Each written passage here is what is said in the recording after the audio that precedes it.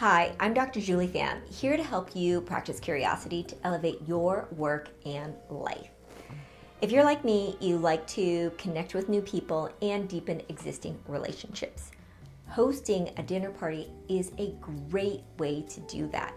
Yet it can be really intimidating, especially if you think, oh, I need to have a big home, or I need to spend a lot of money, or I need to do lots of decoration to have a dinner party. No. I am going to walk you through an easy guide to hosting a memorable dinner party. So we'll talk about event planning, guest engagement, menu planning, hosting, and even about how I feel on decorations. Let's first define dinner party though. A dinner party to me is when everyone at the party can be engaged in one single conversation. So around one table. That means that if you've got a whole bunch of people who are mingling in small groups and they're just having dinner at the same time, that's just a party where people are eating dinner. That's not a dinner party. All right, let me go through the 8 steps of this easy guide to hosting a memorable dinner party. The first is to brainstorm who you want to have at your dinner party.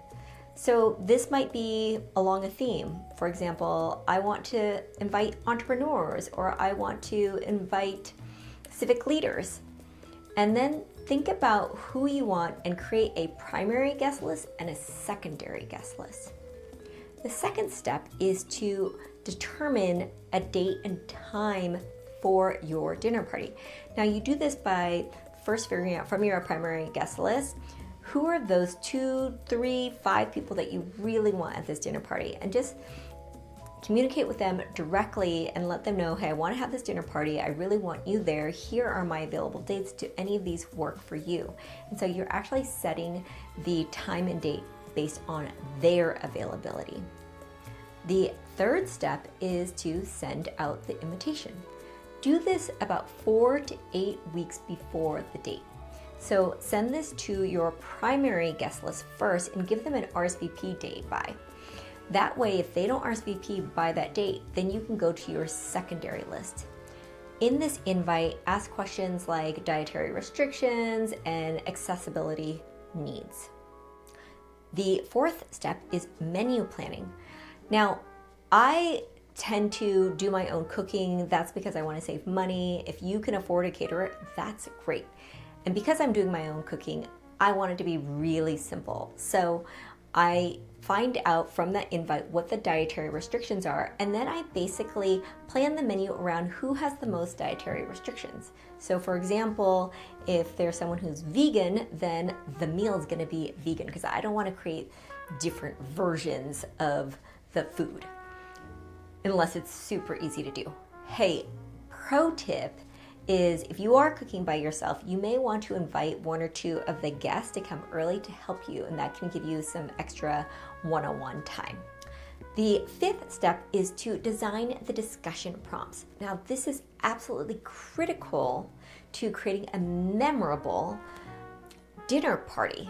So I like to come up with 2 rounds of discussion prompts. The first one is an easy introductory one, and the second one are more deep probing questions. And you might do this to support the theme of the dinner. So for example, if I'm hosting entrepreneurs, I might have as the opening question, what's your business and what inspired you to get it started? And then the deeper question could be, what's a problem in your business that's keeping you up late at night? That way people go around once to introduce themselves and second time to answer that deeper question. The 6th step is to send a reminder email about 1 to 2 weeks before the dinner. So this is where you send out the address, parking, transportation information, the menu, the guest list, and also the discussion prompts. That way people have a chance to review them and to prepare. Now, this is also a subtle reminder to the guests, hey, you said that you could come. Can you still come? And if you can't, then let me know. And that way you can go to your wait list. The 7th step is to facilitate a great dinner party discussion. Now, this is so key to making sure that people feel good.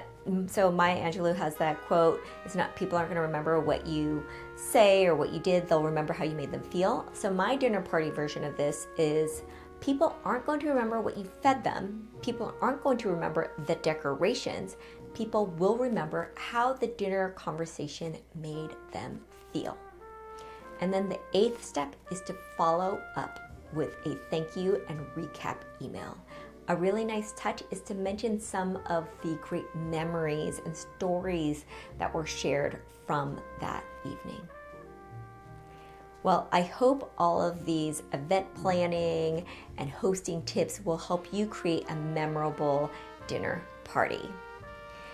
If you found this video helpful, please do click like and also subscribe to our channel. Now, this is just the video explainer. If you want the written version with detailed examples, go to our curiositybase.com blog and also visit the curiositybase.com site for more tips and resources on how you can practice curiosity in your life and at work.